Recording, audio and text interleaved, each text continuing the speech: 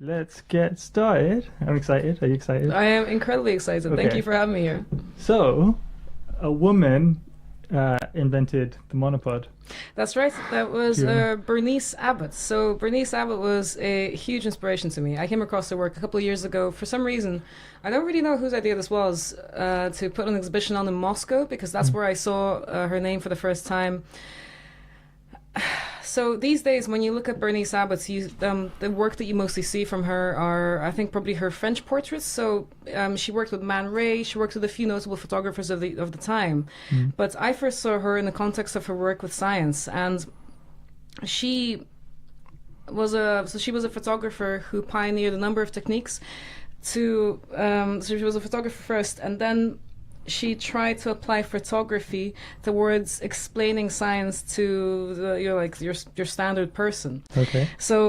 I remember she was seeking. So, wait, what year was this again? Sorry, you mentioned. Oh, sorry, of course, yes. This was like around 1920s. She moved to Paris. I think it was 1920s, 1930s, and it was around the mid to late 30s that she became particularly interested in science. So I remember like reading this Okay. this. And what was the state of like photography? So you're interested in photography. I'm interested in filmmaking, yes, Okay. but I've definitely got a science bent. And to me, as a woman, Bernice Abbott, apart from being a pioneer of all these techniques and just making jaw-droppingly beautiful work, the fact that she was a woman working in that era was also it must have been incredibly challenging. So I've seen some of her correspondence with publishing houses, and there was this one letter where she wrote with great passion about how photography could be this friendly interpreter between science and the person.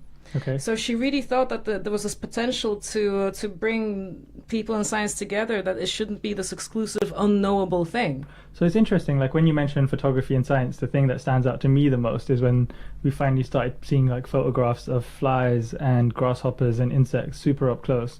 I don't even know. I think these might have been like the first ever microscope drawings rather than photographs. Robert Hooke, yes, Robert Hooke, was this micrographia, Robert? yes, Okay, yes. exactly. Well, did he also do like the neurons in the brain and things like this? Or was Okay, that something so, else? oh wow, okay, so Like- Robert Hooke like goes back a long ass time, right? He was a contemporary of Newton's, but Okay. so he was a polymath. He dabbled in a lot of things, but one of the things that he was known for was he put together like this tome of works that he drew himself. He was an excellent draftsman that was all about the microscopy. So like I think he drew the first cell. In fact, that he coined the word cell. I think Okay. it was something to do with like the way monks live in their cells or something like that. But the point is that goes back Oh, to him. interesting. Yeah, I think that's actually true. I think because when you look at it from above, it's just like these squares. Yeah. And it looks almost like like a temple or something where everyone has their individual spot. Maybe the nucleus is the monk sat in the middle of his little cell. It makes sense. I think it's really worth taking a look at his work actually. So micrographia by Robert Hooke. Newton. To an extent, reasonably famously, tried to bury Hooke. Allegedly, he destroyed the last portrait of Robert Hooke because they had a feud. Okay, yeah. Newton was, I think, notoriously ill-tempered, and Yeah, I Did think not Robert have Hooke many did something friends. to him too, but like that's Yeah. still cruel. so Robert Hooke is probably the same guy who did Hooke's Law, which is all about springs. I think I didn't so. know about that. Okay. Well, it's like the description of how springs move, basically, and things like this. Oh, okay. That makes sense. Okay. So wait, let's talk about Yes, photography. yes. So, let's so go back to the 1920s, and So or maybe a better question is, how did you first get into photography and photographs, or filmmaking? for me, it was a gradual process of becoming. I realized when I was younger that I was kind of creative. I first did the business administration, and then I swung the other way. I went into art, and that was horribly pretentious. And I thought I'm going to combine business and art and then graphic design. But the problem with graphic design is that completely understandably, there is this idea that everything deserves good design. That's completely understandable. You have a product or you want to communicate some information, and the whole point of hiring a designer is that they find the right approach for you. Right. They give you all of their work, they don't judge, they don't think about the quality of a product or anything else.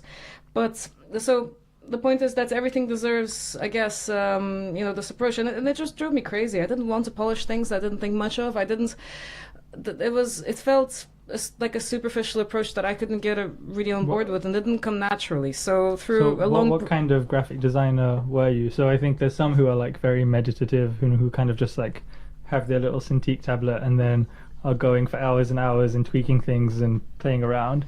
And then I guess there's some who are like kind of eccentric and have a huge mood board of things and a whole like folders and folders full of stuff and random ideas and bottle caps and bits and pieces that they found. And then for every new project, they like pick up a bunch of these things and try and make something.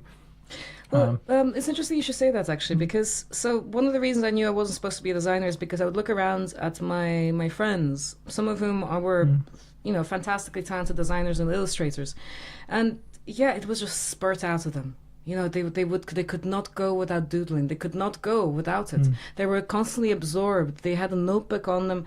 Like my friend Tutu, she no matter what she did, she would write down ridiculous nonsense words. It didn't really matter, but she just could not stop. And I would look at her and I thought, this is what a designer looks like. Right. This is somebody who cannot stop this creative flow.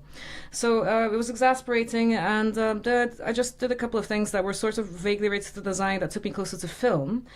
And then I did a master's degree in that because I thought that would open up my possibilities, and that actually turned out to be a pretty good thing to do because now I'm a film person who also has a design background. Right. And these days there's definitely a huge trend towards infographics, towards making very dense images, and so it's good to be able to combine all of that, you know, typography and filmmaking. Do you still think that that's true, that there are some people for whom like it just clicks and they just do it? Because I often wonder about this, because I feel sometimes the alternative, that a lot of the people who I know who are super talented in their field, like I've kind of seen them go through phases where they just kind of crumble or hand in papers late, and you know, like the way that they talk would suggest that they really don't know what they're doing, and they never feel like super secure in what they're doing, or they'll turn in a paper and be like, this is completely terrible, and it will go on to win like, you know, the university's big prize or something. So I don't know, what do you think in film there is more of this kind of uncertainty? Or do you think that there's just some people who are like wired differently, who just get it and who just can't do anything else, or can't imagine themselves doing anything else, and really like love every moment of every day? Oh my goodness, I think such people are extraordinarily rare. I think that they probably exist. I'm sure they're out there, but I would say that's the dream, and probably the people who are good at what they do feel like that sometimes. Yeah. Like I mean, I don't know if I'm good at what I do, but I have days when I feel invincible. Nothing is beyond me. I imagine they have days like this as well, and probably the trick is to keep working through the times when nothing comes, because you have no control over when you feel invincible. I think it's like that Picasso quote where it's like inspiration can strike at any moment, so make sure you're working when it strikes. You just have to keep on moving, yeah.